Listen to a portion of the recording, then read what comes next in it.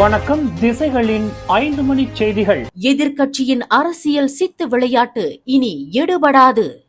Johor Makota சட்டமன்ற தொகுதி இடைத்தேர்தலில் பரிசன் நேஷனல் வேட்பாளர் அதிக பெரும்பான்மை வாக்குகள் வித்தியாசத்தில் வெற்றி பெற்றிருப்பது எதிர்க்கட்சியின் அரசியல் சித்து விளையாட்டு இனி எடுபடாது என்ற தெளிவான சமிக்ஞையை வெளிச்சம் போட்டு காட்டியுள்ளது என்று தொடர்புத்துறை அமைச்சர் ஃபமி ஃபட்சில் தெரிவித்துள்ளார்.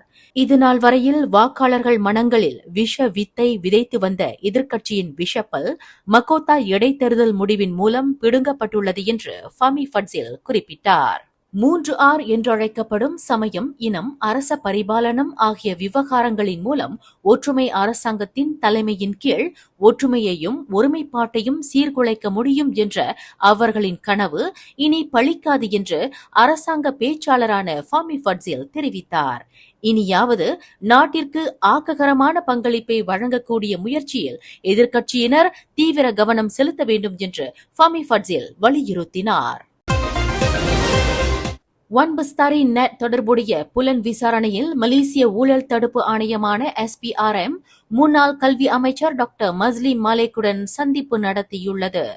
SPRM புலன் விசாரணை அதிகாரிகள் கடந்த வாரம் டாக்டர் மஸ்லி மாலேக்கை சந்தித்ததாக SPRM வட்டாரங்கள் தெரிவித்தன. இதனை SPRM தலைமை ஆணையர் தான் ஸ்ரீ அசாம் பாக்கி உறுதிப்படுத்தியுள்ளார். மேன்மை தங்கிய கிளாந்தான் சுல்தான் முகமது ஐந்தின் 55வது பிறந்த தினத்தையொட்டி பல்வேறு விருதுகள் பெறுகின்ற 763 பிரமுகர்களை உள்ளடக்கிய பட்டியலில் பிரதமர் டத்தோஸ்ரீ அன்வார் இப்ராஹிம் முதலிடம் பெறுகிறார். பிரதமர் டத்தோஸ்ரீ அன்வார் இப்ராஹிம் கிளாந்தான் மாநிலத்தின் முதன்மை விருதான டத்தோ அந்தஸ்தை தாங்கிய டர்ஜா கெபெசாரான் மக்கோத்தா கிளாந்தான் யங் அமட் மூலியா எனும் விருது வழங்கி சிறப்பிக்கப்பட்டுள்ளார்.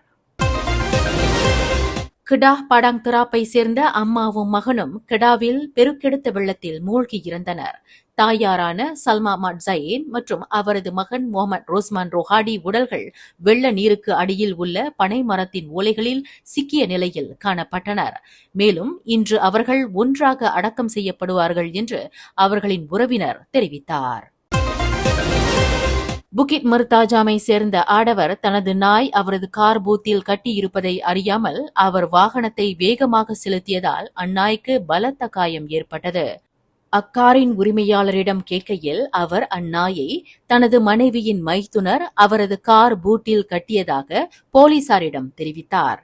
அச்சம்பவ இடத்தில் சுமார் இரவு 12:41 மணியளவில் அங்கு இருந்த மக்களில் ஒருவர் போலீசிடம் புகார் செய்தபோது பினாங்கு கால்நடைத்துறை மற்றும் மாநில கால்நடை அமலாக்க அதிகாரிகளால் விலங்குகள் நல சட்டம் 2015 பிரிவு 29(1)E இன் கீழ் விசாரிக்கப்பட்டதாக சிப்ராங்பராய் தெங்காஹ் மாவட்ட காவல்துறை தலைவர் ACP ஹெல்மி அரிஸ் தெரிவித்தார். மேலும் செய்திகளை தெரிந்து கொள்ள கீழே இருக்கும் பெல் பட்டனை அழுத்துங்கள். உங்கள் மகிழ்ச்சியை வெளிப்படுத்த லைக் மற்றும் ஷேர் செய்யுங்கள். தொடர்ந்து திசைகளோடு இணைந்திருக்க சப்ஸ்கிரைப் செய்யுங்கள்.